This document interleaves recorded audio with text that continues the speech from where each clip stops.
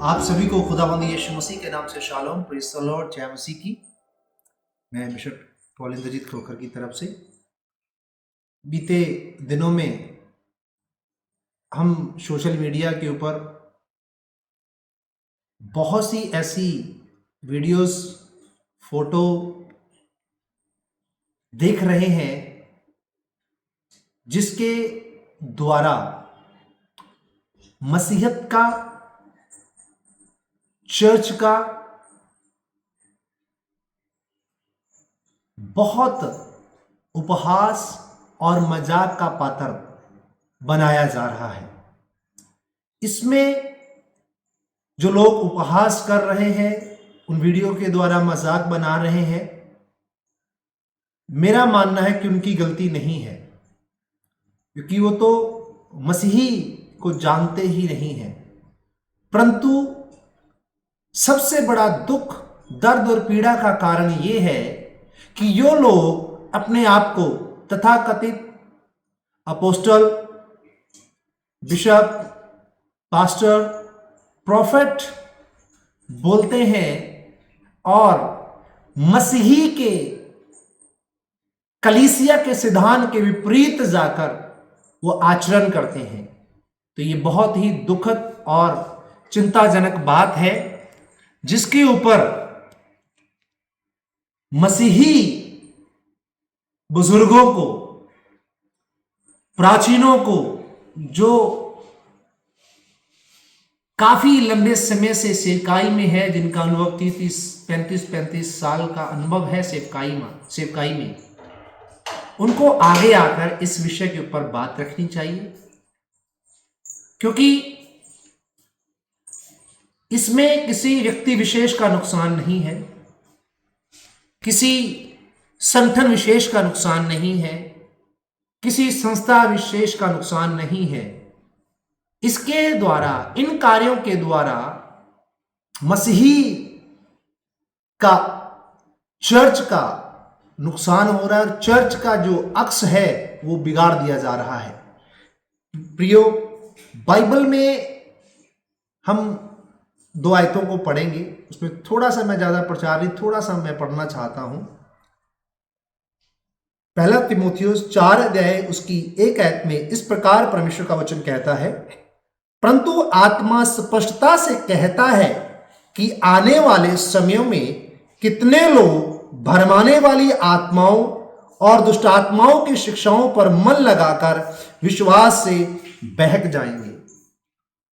प्रियो, जब हम इन दिनों में हैं, अंतिम दिनों में हैं, और इस समय भटकाने वाली और भरमाने वाली आत्माओं से ग्रसित और उनकी गिरफ्त में फंसे हुए लोग, जो अपने आप को सेवक के रूप में, कलीसिया के अध्यक्ष या बिशप के रूप में, प्रेरित या अपोस्टल के रूप में, भविष्यवक्ता या प्रॉफिट के रूप में अपने आप को बोलते हैं, पेश करते हैं, वो वास्तविक रूप से परमेश्वर की देह को, परमेश्वर की कलीसिया को बिगाड़ने के लिए जिम्मेवार हैं, क्योंकि वो अपनी भावनाओं को, अपनी इच्छाओं को व्यक्त कर रहे हैं। जिस प्रकार परमेश्वर का वचन गलातियों की पत्री 5 अध्याय उसकी 4 आयत में लिखा हुआ है, परंतु जो व्यवस्था के द्वारा धर्मी ठहरना चाहते हैं,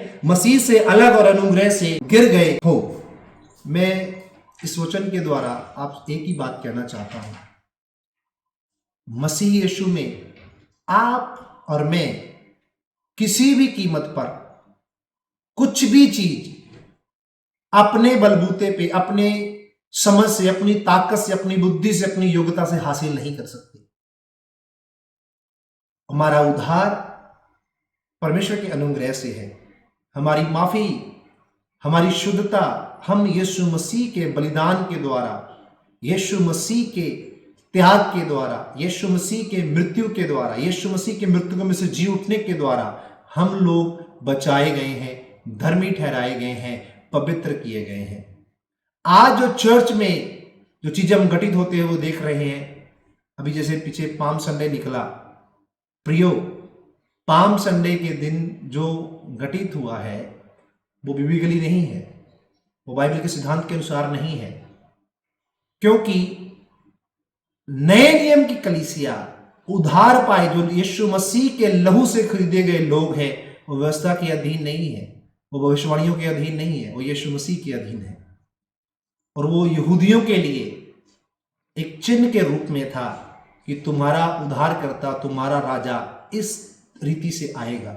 लेकिन आज अलग अलग धर्मों से, अलग अलग विश्वास से, अलग अलग जगह से लोग जो मसीहत को उन्होंने स्वीकार किया है, यीशु मसीहत में आए हैं, चर्च में आए हैं, उन्होंने वास्तविक रूप में यीशु मसीह को उद्धारकर्ता के रूप में जाना नहीं है, समझा नहीं है, ग्रहण नहीं किया है।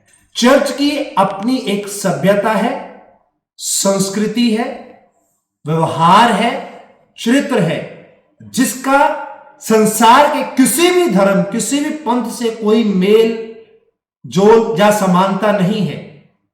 चर्च की व्यवहार, चर्च की संस्कृति बिल्कुल संसार की व्यवहार से विपरीत है। तो हमें इसे स्वीकार करना चाहिए। और जो लोग कर्म कांड के द्वारा उद्धार की या आशीष की बात करते हैं, वो मसीह के अनुग्रह के अधीन नहीं है, वो मसीह के अधीन नहीं है, वो दुष्ट शैतान के अधीन है और वो कलीसिया को गुमराह कर रहे हैं। आप सचेत हो, प्रभु आपको बहुत आशीष दे। और मेरा एक स्नेहा है, एक सुझाव है उन लोगों को जिन्होंने पाम संडे के दिन डालियों, खजूर की डालियों पर चलकर आए, कपड़ों पर चलकर आए। कई तो ऐसे भी लोग थे कि जो गधे पे चढ़ के आए। तो मेरा उनसे एक हाथ जोड़कर विनम्र बेनती है कि आपने यीशु मसीह को अच्छे से फॉलो किया।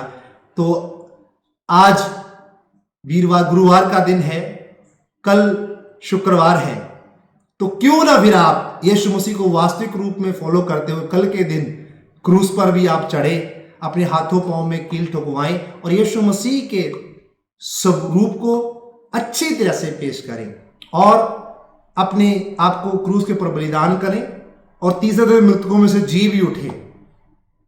जब आप पूरी नकल कर रहे हैं यीशु मसीह की, तो उसे वास्तविक रूप में करें।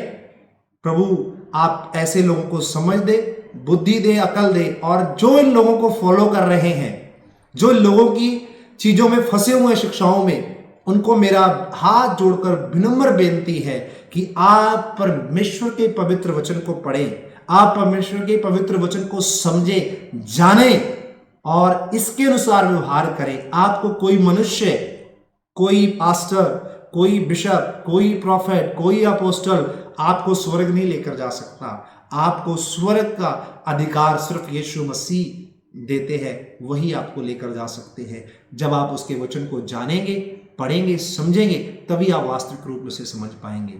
यीशु मसीह संसार में उद्धार देने के लिए आए, मनुष्य और परमेश्वर के टूटे हुए संबंध को पुनर्स्थापित करने के लिए आए। पश्चाताप करें, परमेश्वर के रिश्ते को सही करें, आशीषों और बरकतों, संसार की अभिलाषाओं से छूटकर यीशु मसीह को पहचाने। प्रभु आप सभी को बहुत आशीष और बरकत दे। शालोम।